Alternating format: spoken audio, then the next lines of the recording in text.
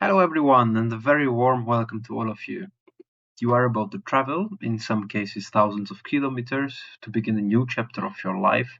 You will have left behind your families, your friends, and everything familiar to arrive here in Budapest, ready to study at one of Central Europe's most respected universities, Eötvös Loránd University, ELTE.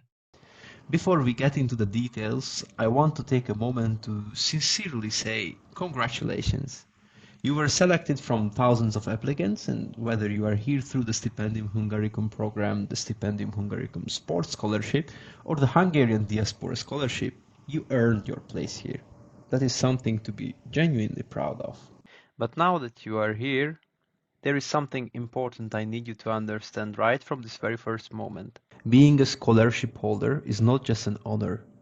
It is a legal and an academic contract. It comes with specific rights, specific financial support, and specific obligations. And all three of those things matter equally. Today's session is entirely about this contract. We are going to spend approximately the next hour going through the details of your finances, your legal right to stay in Hungary, your health requirements, and your academic duties. I'm going to ask for your full attention because the rules we are discussing today are very strict. In many cases, missing a single administrative deadline or failing to attend a mandatory class can lead to the immediate and permanent termination of your scholarship. That is not an exaggeration, and it is not designed to frighten you either. It is simply the reality of the program you have joined. Our goal today is to make absolutely sure that none of that happens to you though. We want you to focus on your studies, explore this beautiful city, and grow as a person. But all of that requires you to be well informed about the regulations that govern your stay here.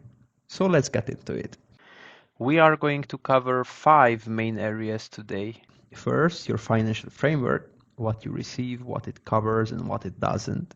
Second, your legal residency, your visa, your residence permit, and the rules around staying in Hungary. Third, your health and well-being, both the medical requirements and the support available to you. Fourth, your academic obligations, the credit rules, the language requirement, and the reports you must submit. And fifth, we'll close with a question and answer section covering the most common myths and practical questions we hear every year. So let's begin. The first major area we need to cover is money. And I want to start here with something that I genuinely need you to hear because it is the single most common source of distress for new scholarship students in their first semester. There is a widespread misconception that the scholarship stipend is a full salary, meaning that it is designed to cover every single expense you will have while living in Budapest. I want to be very direct, that is absolutely not the case.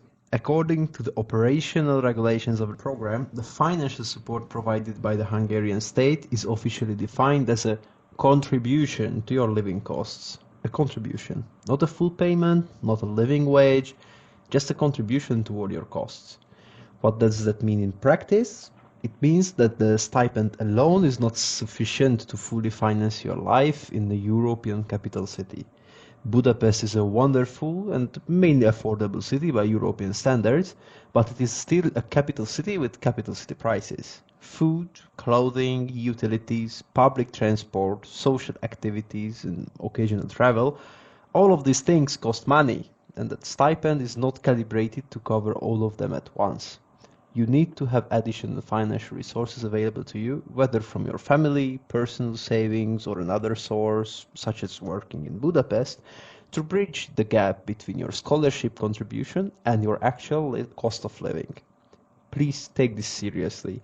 We have seen students arrive with the belief that they will be financially comfortable from day one, only to find themselves struggling within the first 6 to 8 weeks. So please plan ahead. Now let's take a look at the actual numbers for the 2026 to 2027 academic cycle. If you are enrolled in a bachelor's program, a master's program, or a one-tier master's program, your monthly stipend is 43,700 Hungarian forints. Different scholarship amounts apply to doctoral students. Now let's talk about housing. You have two possible arrangements. The first is a free place in a university dormitory. If you are placed in a dormitory, Your accommodation is provided at no cost to you, but you do not receive any additional cash for housing on top of that.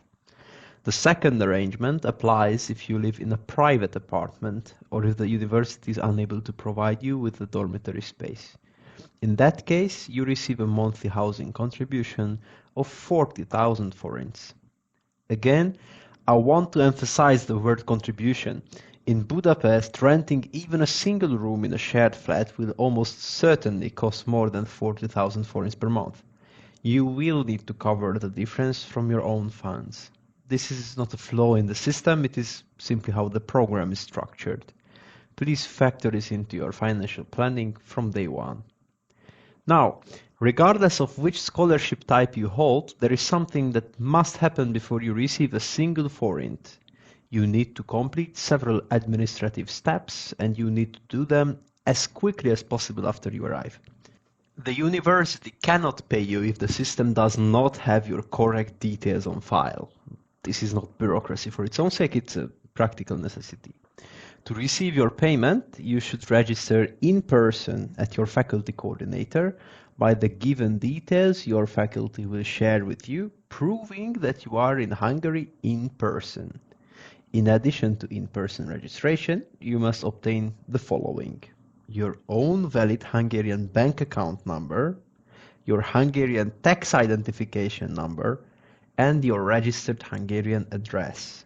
Without fulfilling these necessities, we cannot initiate any payments.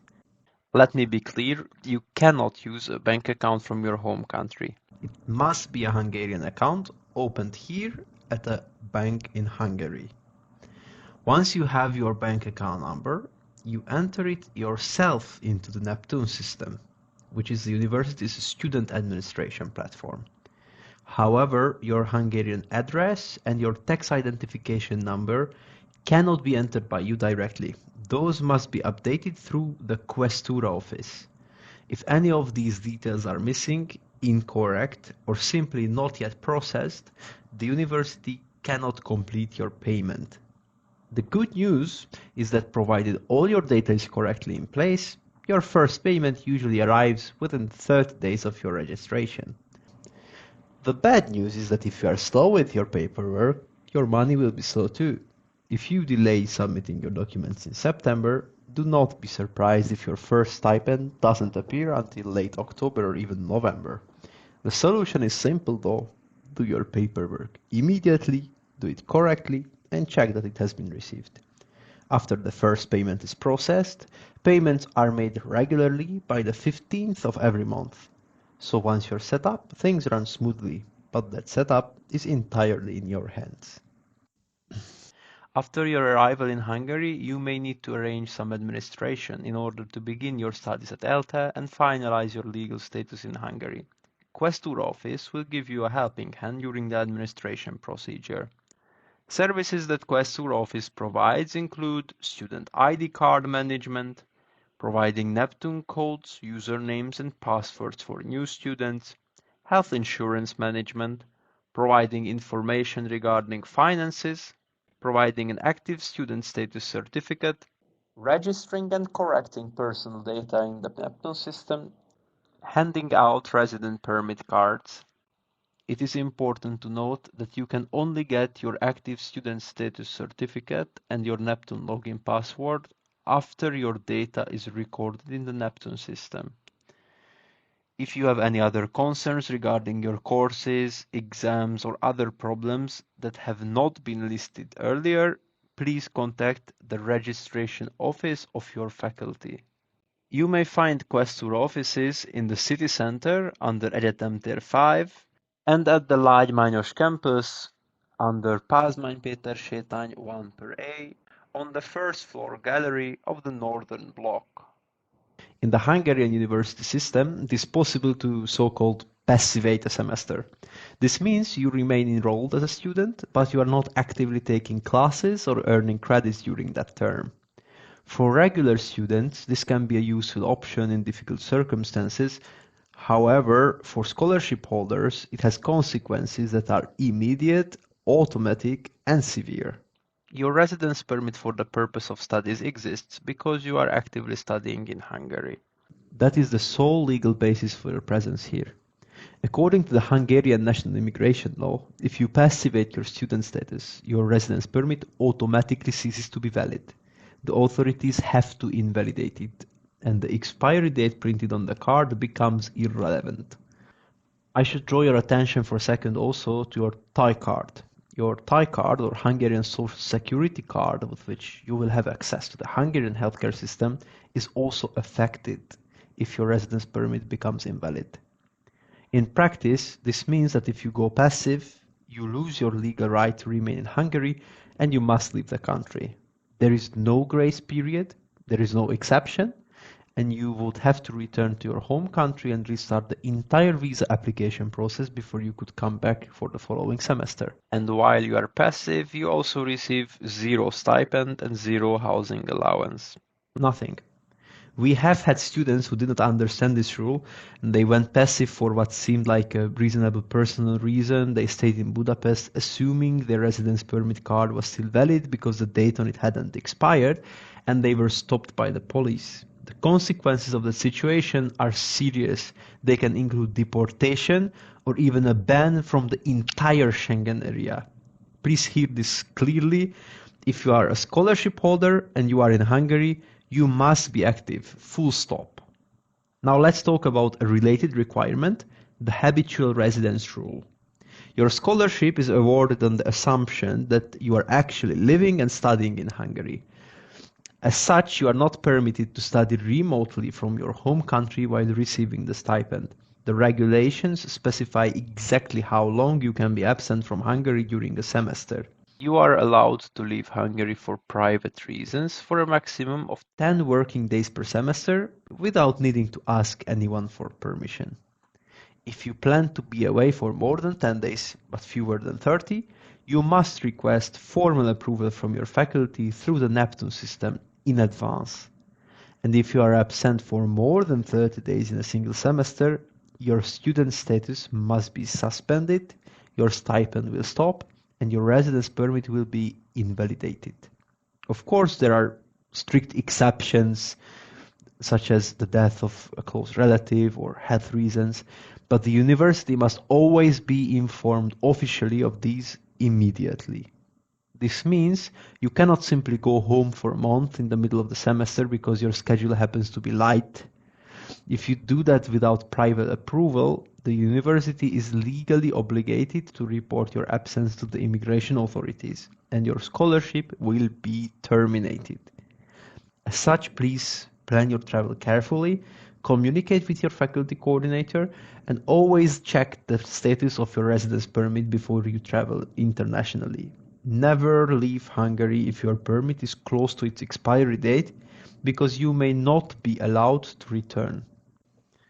Now that we have covered money and legal status, let's move on to the third major area, your health and well-being. Your physical health is not simply a personal matter while you are a scholarship holder, it is a prerequisite for maintaining your scholarship status. Let me explain what that means practically. Before your arrival, you should complete an overall health screening as part of your admission process. You should keep the results officially documented and bring them with you to Hungary. You will also need to provide evidence of basic vaccinations, specifically for MMR, which covers measles, mumps and rubella, and for polio. The Thai card is a Hungarian national health insurance card, and it is your gateway to the public healthcare system in Hungary, as we have mentioned earlier, including an English language general practitioner service that the university provides in partnership with Semmelweis University. If you want to be extra safe, first-year students can also arrange private health insurance in their home country for the first half of the first semester. In Hungary, until your Thai card is ready and issued to you, the university also provides private health insurance as a temporary measure. But it is your responsibility to keep track of the expiry dates on that interim insurance so that you are never left without coverage. One important note about the Thai card, it is generally only valid within Hungary. If you travel abroad during a university break, whether to visit family or for a holiday, your Hungarian health insurance does not cover you in another country. Organizing international travel insurance for those trips is your own responsibility. The scholarship does not cover medical expenses incurred outside of Hungary. Now I want to talk about something that we believe is just as important as your physical health, that is your mental well-being. Moving to a new country is hard. Learning to navigate a system that operates in a language you may not speak yet is also hard. Managing academic pressure while also dealing with homesickness, cultural adjustment, and the challenge of building a new social life from scratch, all of that is genuinely difficult. We know this, and we want you to know that you are not expected to manage it alone. Eötvös Loránd University provides free, professional, and confidential mental health support through the International Peer Counseling Organization, known as IPCO. As an international student, you are entitled to 6 free 50-minute counseling sessions per semester. You can speak with a trained counselor about anything at all. Academic stress, anxiety, homesickness, relationship difficulties, questions about your identity or self-esteem, or simply the feeling of being overwhelmed. These sessions can be held in person or online depending on what you prefer. The university also has a disability center which provides specific support for students with chronic illnesses or long-term disabilities to ensure you have equal opportunities to succeed in your studies. Please do not wait until a small difficulty has become a crisis before asking for help. The support is there, it is free, and it is confidential. We highly encourage you to use it. We have now covered your finances, legal status, and health. Let's move on to the fourth and final pillar of your scholarship life, your academic obligations. After all, the core reason you are here is to study, and your scholarship depends on you doing that successfully. There are several academic requirements you need to understand from day one. Let's go through them one by one. The most important rule to memorize is the 36 credit rule. According to the Higher Education Act and Section 3.5 of the study requirements for scholarship holders, you must earn a minimum of 36 credits over every academic year after 2 consecutive active semesters. In other words, across your autumn and spring semesters combined, your total credit count must reach at least 36. Let me make this concrete. If you earn only 10 credits in your first semester, you must earn at least 26 credits in your second semester to reach that 36 credit total. If you end the academic year with 35 credits, even just one short, your scholarship status will be terminated immediately. There is no appeal and there are no exceptions. It is a mathematical threshold. Now, a question we receive every year is whether this means you need exactly 18 credits per semester. It does not. The rule is calculated over 2 semesters combined. You have some flexibility within that, but please do not use that flexibility as an excuse to coast through your first semester. If you aim for the minimum, you leave yourself no margin for error. Always try to exceed the 36 credit, not just meet them, and it is best to follow the recommendations given by your faculty regarding the classes to take in each semester.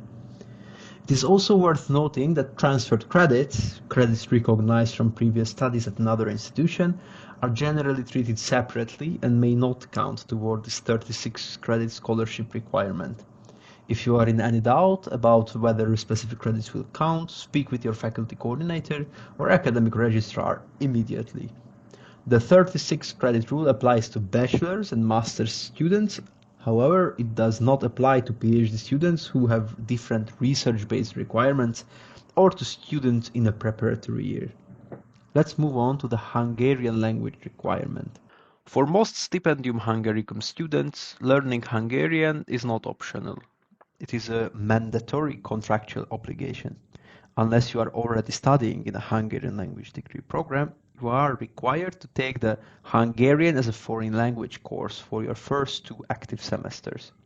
For Diaspora scholarship students, this requirement extends beyond just the first 2 semesters. It applies for the entire duration of your studies. I want to be very clear about the financial consequences of not fulfilling this requirement because they are severe.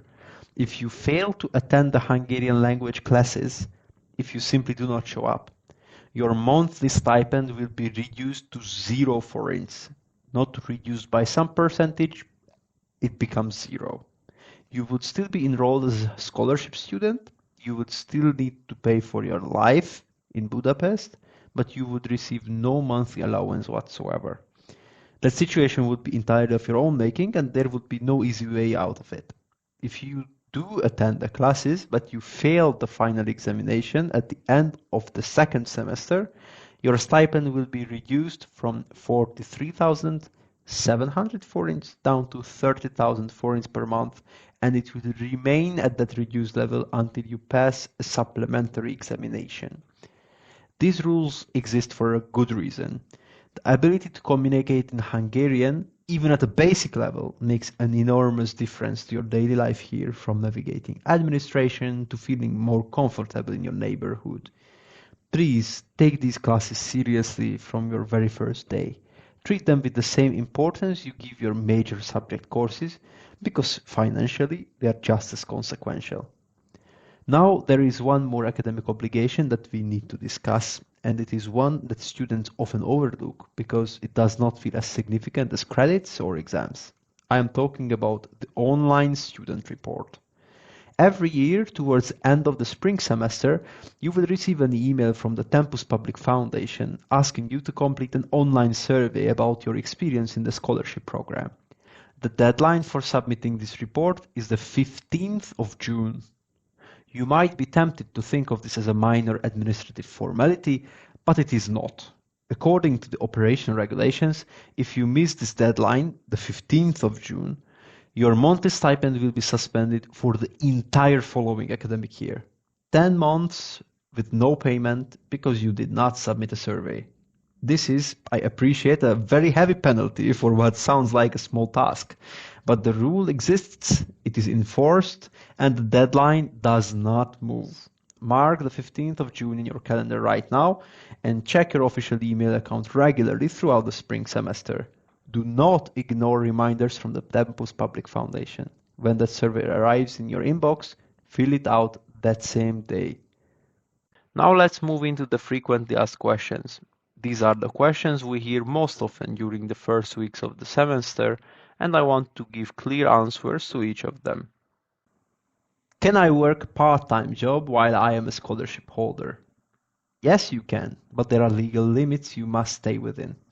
According to the Hungarian law and Section 3.9 of the General Conditions of the Scholarship Program, if you hold a residence permit for the purpose of studies, you are allowed to work a maximum of 30 hours per week during the semester. During official university holiday periods, you may work full-time for a maximum of 90 days per year. However, it is vital to keep your priorities clear. Your purpose of staying in Hungary, legally, is to study.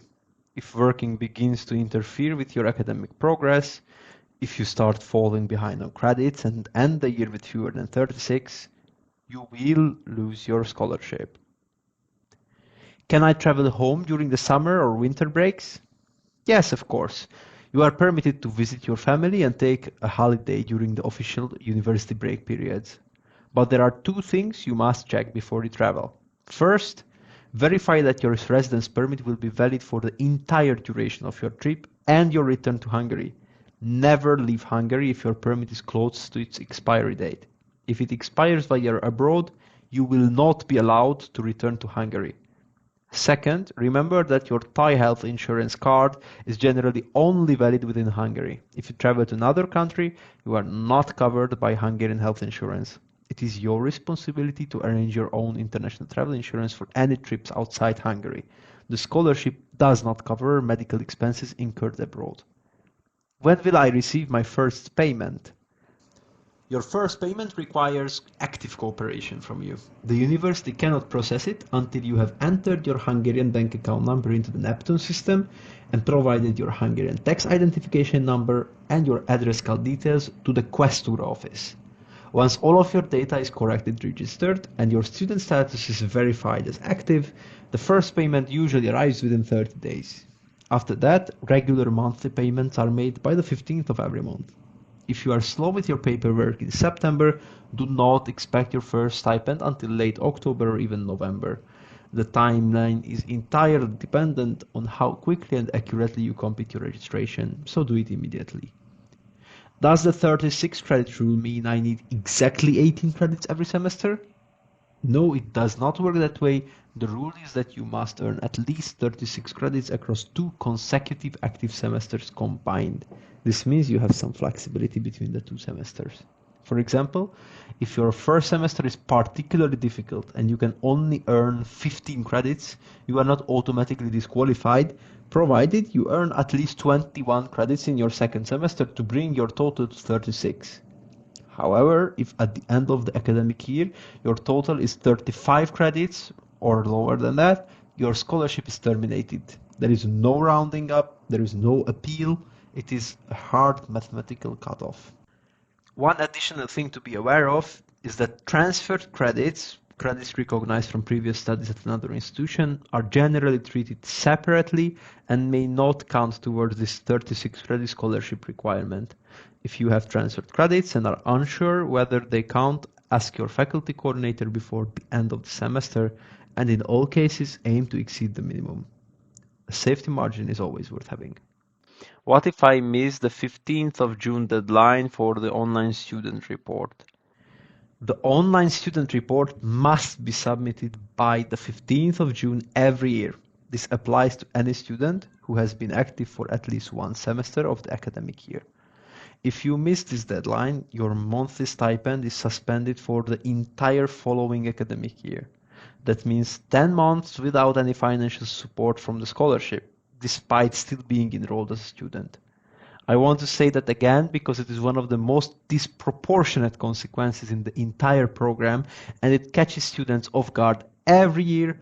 Missing a single online survey results in 0 stipend for 10 months. Mark the 15th of June in your calendar right now, set a reminder, check your university email account regularly in May and June, and when the survey arrives, complete it immediately before the deadline. Do not put it aside for later. Can I receive a housing allowance if I move out of the dormitory earlier than planned? If yes, from when? Yes, but it is important to note that the housing allowance is regulated by your dormitory contract. If you choose to switch from the dormitory accommodation to housing allowance, the allowance is only granted after the dormitory contract has been officially terminated. In other words, you are not entitled to receive the housing allowance while your dormitory contract is still valid, even if you physically move out earlier. Until when is the monthly scholarship paid after obtaining the final certificate? Until the end of the semester or longer? The monthly scholarship is paid until the last day of the semester in which you obtain your final pre-degree certificate, an absolutorium or degree. You are entitled for the scholarship for every started month in which you have an active student status up to the end of that semester. The scholarship does not continue beyond this period unless you receive a new scholarship for a higher level of studies, in which case your entitlement may be extended until 31st of August of the given year, including benefits such as housing allowance. How many passive semesters can I have consecutively? You may have a maximum of 2 consecutive passive semesters. Important conditions: if you do not re-register as an active student after 2 consecutive passive semesters, your student status will be terminated. Passive semesters approved by the dean on exceptional grounds, such as an illness or an accident, do not count towards this limit. Please note that during passive status scholarship payments and housing allowance are suspended. In which cases can my scholarship be terminated with immediate effect? Your scholarship may be terminated with immediate effect if you seriously violate the rules of the program, the agreement, or applicable regulations.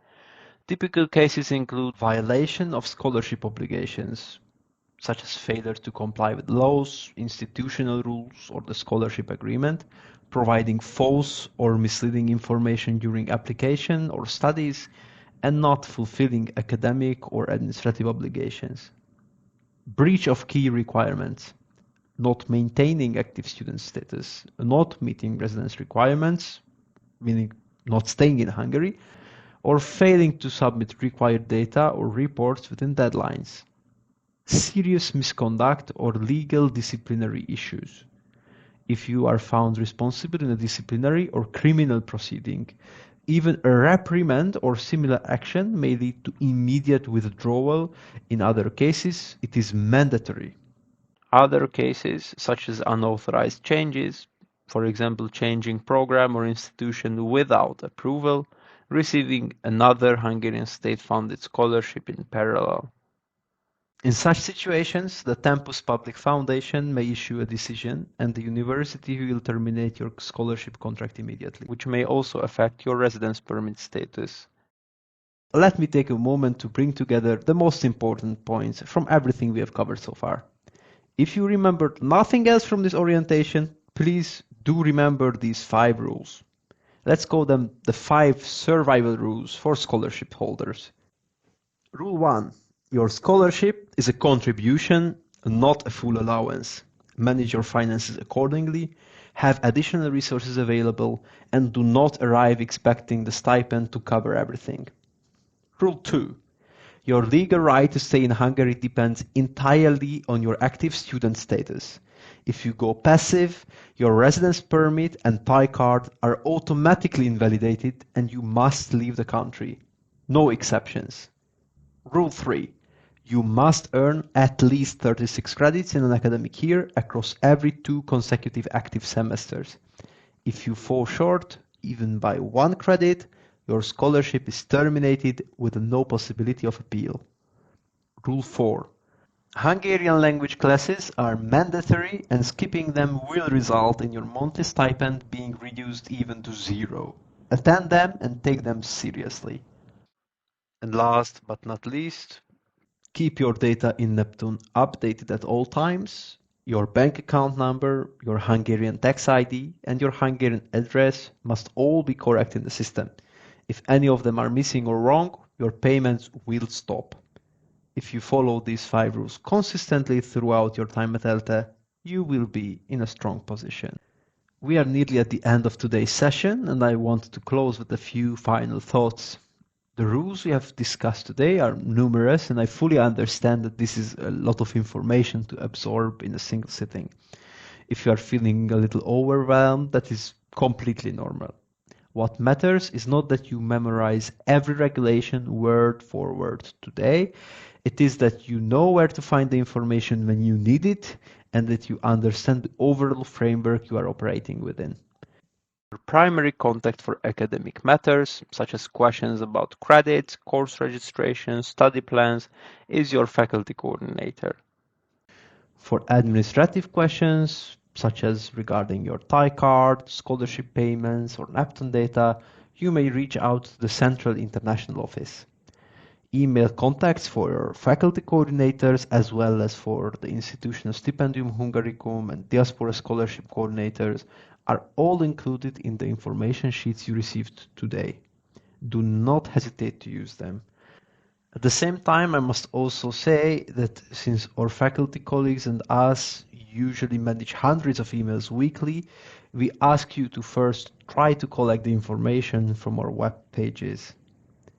Being a successful scholarship holder is about more than just mere academic performance. It is also about being a responsible and proactive administrator of your own life here in Hungary. Keep your Neptune data updated, attend your mandatory classes, submit your reports on time, stay active during your studies, and when something feels wrong, whether it is a financial problem, an immigration concern, an academic struggle, or simply the weight of being far from home, please do reach out before it becomes a crisis. You are here for a reason. You were selected because you have the potential to succeed, and the system around you is designed to support that success. But it requires your engagement and your attention to function properly. Hungary is a remarkable country with a rich history, a vibrant culture, and a world-class education system. You are going to have experiences here that will shape the rest of your life. We genuinely want this to be a transformative and positive chapter for every single one of you. Follow the rules, fulfill your obligations, and ask for help when you need it. And then focus on what you came here to do, Learn, grow, and build your future. Welcome to the ELTE family, and we are very glad that you are here. Thank you for your attention.